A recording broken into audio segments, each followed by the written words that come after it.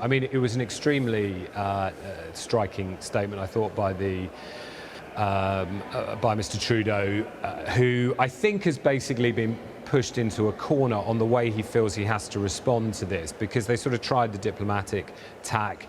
He even made the point that they did a deal, they did a new deal with President Trump during his first term when it came to trade.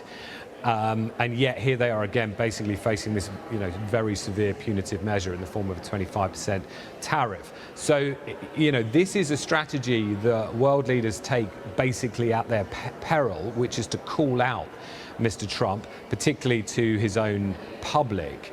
And look what happened to Volodymyr Zelensky last week when he tried to argue his corner in the Oval Office. He was humiliated by the Trump administration. He was called ungrateful and disrespectful. And look where that has left his country diplomatically, being arm-twisted, intense pressure by President Trump now to do what Mr. Trump wants.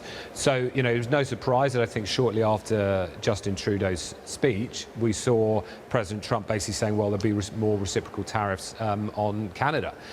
So far, it hasn't had the impact Mr. Trudeau wants, but I guess, his position would be he's left with little else to argue.